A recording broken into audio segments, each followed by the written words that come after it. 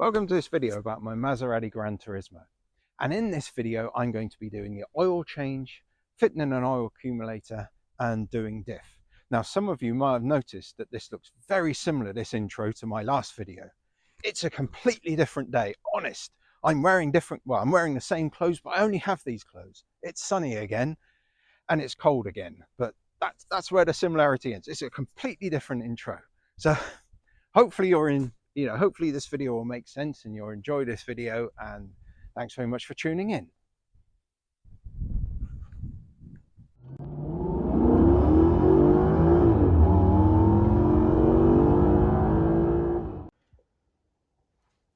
Right, so this is stuff you need for the oil change. So the engine oil, I need about 9 litres plus a litre actually for the new accumulator.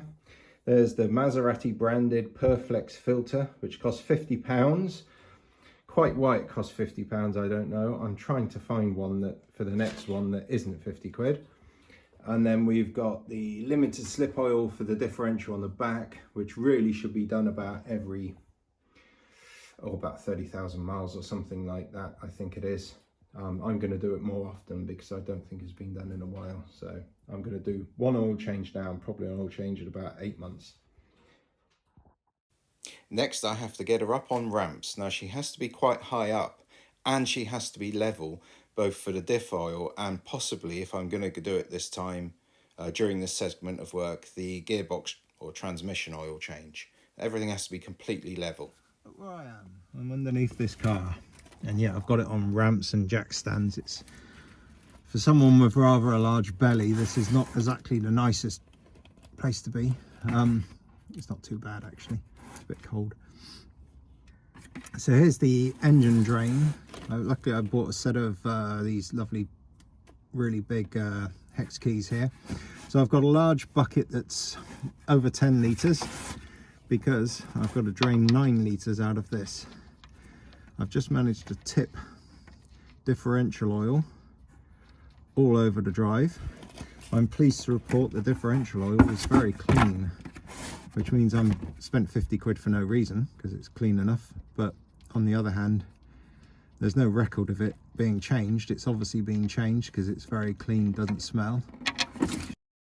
Damn, I dropped the box in there. But obviously, it's been looked after, which is great because I was worried about the differential. So she's going to drain overnight, and then tomorrow I can start worrying about the oil change and fitting the accumulator.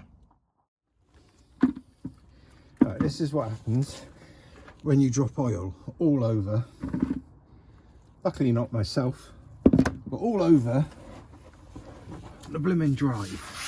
So I've got some hot water with loads of soapy liquid in it, and hopefully this diff oil was nice and clean, very clean. It must have been quite new actually, and hopefully it will be fine and it will come off the drive. Not that this is the best drive in the world, which reminds me of a story of a friend I had. He was doing an oil change on an old Rover and he undid the oil plug and he was underneath the car and he didn't time it right, and it went all over his head. Luckily it wasn't hot oil, or very hot. It was quite warm though. I think it gave him a bit of a shock.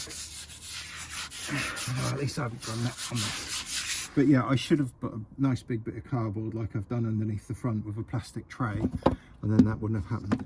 This is a good reason not to have one of these fancy resin drives or one of these drives that's got all the block paving, because you'd be forever worried about this if you're working on your own car. And of course the Ford Model T, it throws its oil everywhere anyway. Actually mine's been pretty good. She's not dropped any oil yet, which on a Ford Model T generally means, oh dear, you haven't got any oil in it. But no, I've checked, she's got oil. And Ford Model T doesn't have an oil pump, so it's not like there's anything wrong there. I did spend a lot of time putting extra O-rings in, so that probably helped. Right, so I've got all up in the air, all the oils are drained, so I've checked the level of the car with a spirit level to make sure she's level side to side and front to back. And the reason is obviously when you're doing the diff, you've got to make sure it's pretty much level so you get the right amount of oil when you put it back into the diff. Make sure you fill it up correct. I know how much oil's got to go in, but still you want to make sure you haven't either overfilled or underfilled really. So what I've done here is I've stuck her on ramps at the front.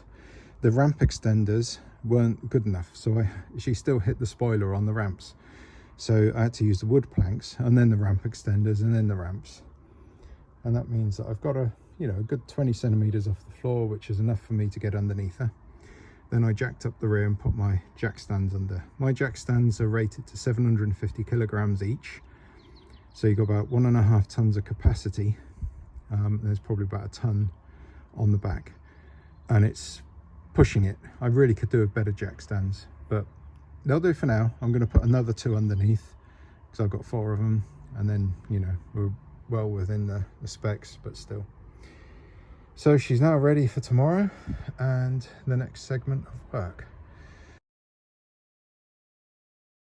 Here's the differential drain plug. Apparently, looking on the forum, they said you should undo the fill plug, which is a 22mm socket up there, first, and then the differential won't have any pressure in it and won't chuck oil out like it did last night all over my drive. The drive looks clean though, so I think I got away with it after I scrubbed it last night in the freezing cold.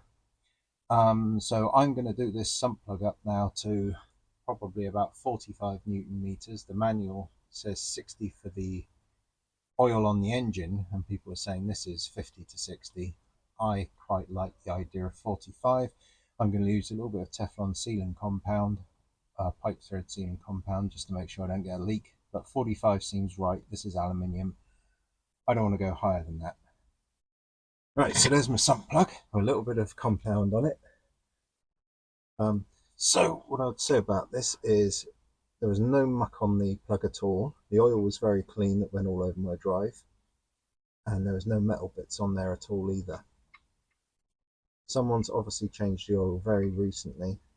These do have a tendency of making rather a mess of the oil, apparently, and the oil goes black after about 30,000 miles, I think it is. People are saying it's a good idea to change it out.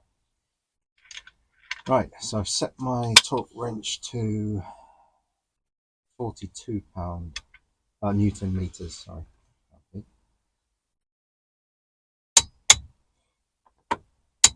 And that is good because the original yellow mark just happens to be there, lined up with that yellow mark. So it's gone back to where it originally was, at 42.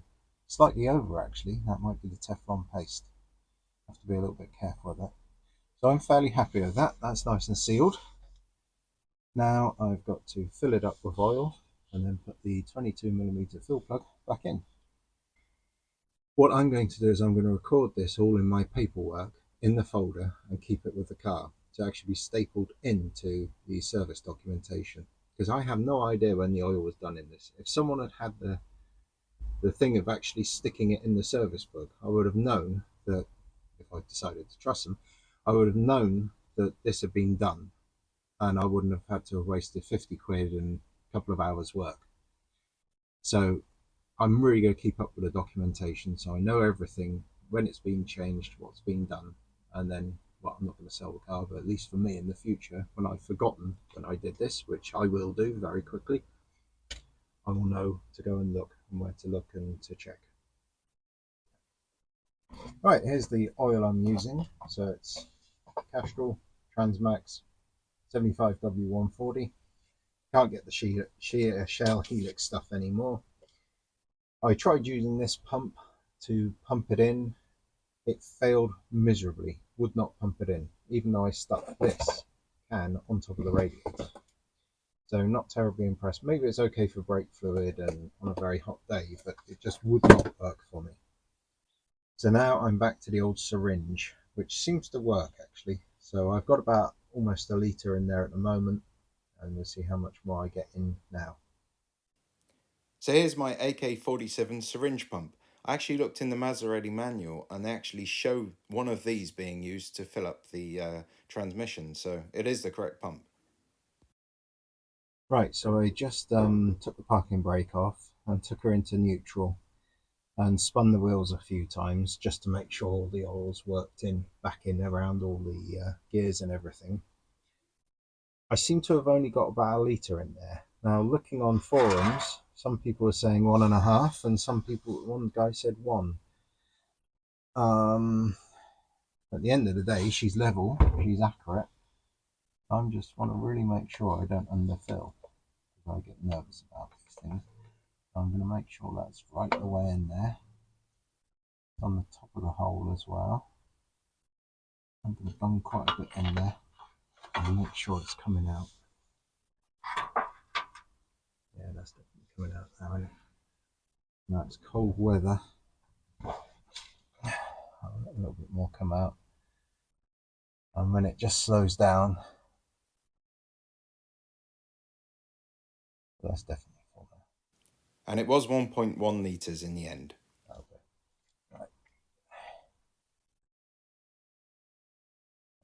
Why is it coming all down my hand like that?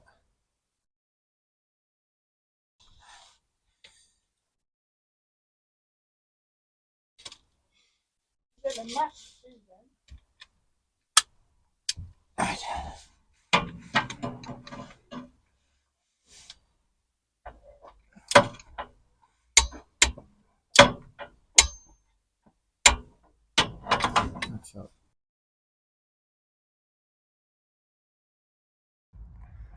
So I've got to do the oil sump plug now. The oil sump plug unfortunately fell in that bucket that's got 9 litres of oil in it. Joy. Got to go on a fishing expedition. Hopefully this won't mess up and I'll find my drain plug. Right, so I just want to get this sump plug in. So I've just cleaned up my little bit here. Got my little bit of sealant that I'm going to stick on it. Now, apparently some people occasionally get confused and drop the oil out instead of the transmission oil, or drop the transmission oil out instead of the oil and then end up overfilling the car. This is why it's always good to sense check things. So make sure, for instance, your dipstick hasn't got any oil on the bottom of it when you go to fill it up, because otherwise perhaps you've drained the wrong one. Now, in all fairness and honesty, mind you, it does say in Italian, it's got olio with a little arrow pointing to the sump plug. Hasn't got it on the transmission though, so just make sure you just drop out the right one.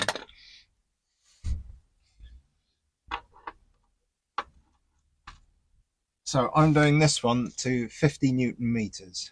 I'm not going to go to the 60.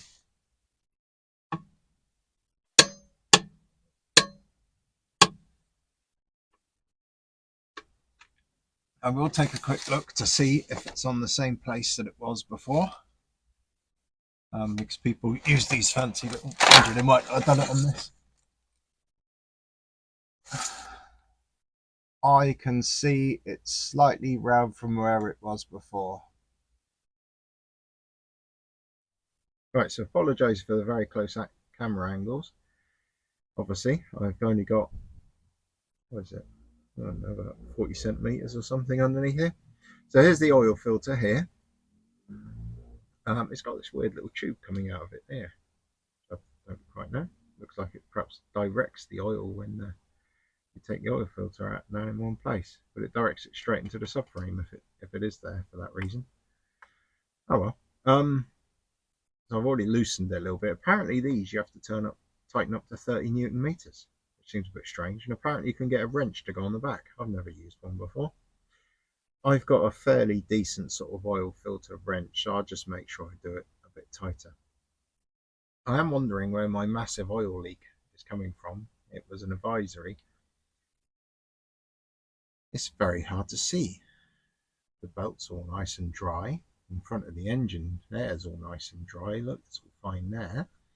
So where on earth this has all come from, and it all goes around here, and then, well, you can't quite see on this side, but it seems to come down from the power steering pump there and down over the air compressor, but that doesn't sound logical. And it looks like it's fairly current with those two little dribbles there. Don't know. I might actually. What I think I'm going to do is, one thing, I'll make sure that's tight, because if someone's done it hand tight, perhaps that's the reason.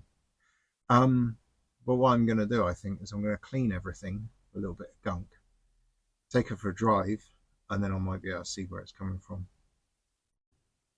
Well, I was expecting a ton of oil to come out, and it doesn't seem to be. So I'm just going to get this oil filter here. I just said that. Now it's going to everywhere. So I have to make sure that I immediately turn it that way up, and then that stops it from leaking. So yeah, this is the Perflex Maserati oil filter, all signed up and everything. Yeah, 30 Newton meters. This is the filter here.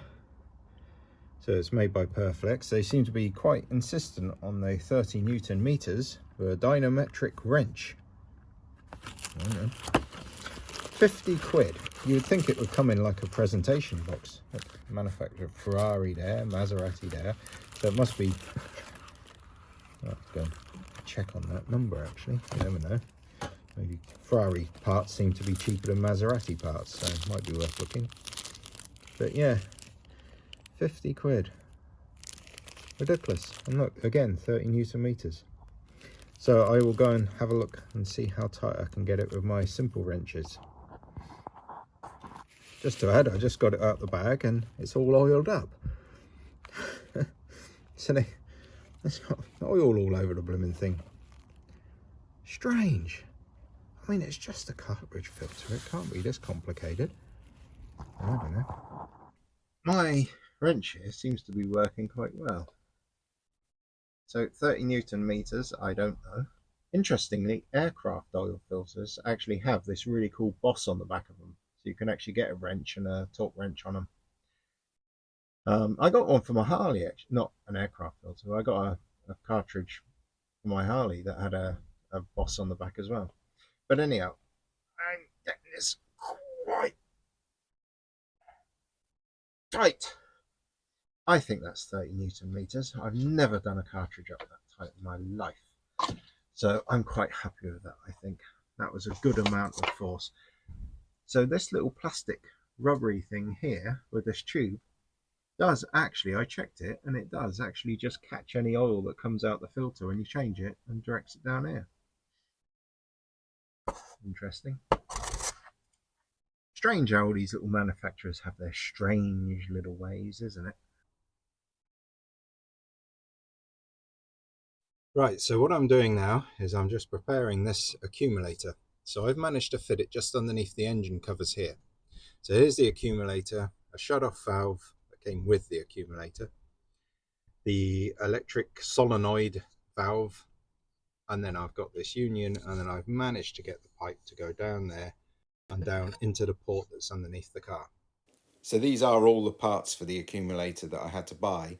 I ran out of time this week to fit it and do any proper video on it, so I'll have to cover that in a future video. That's about it for this video. I'm hoping next week to do a little bit more on the accumulator and get that finished. And then after that, I plan to do the gearbox, transmission, oil change, and also start tackling the engine mounts and the gearbox mounts. And then at some bright time in the future, I'm hoping to finally tear those exhaust boxes apart and see if I can make a little bit louder, just a little bit louder. Anyhow, I hope you've enjoyed this video, and if you have, please consider liking and subscribing. Thanks very much.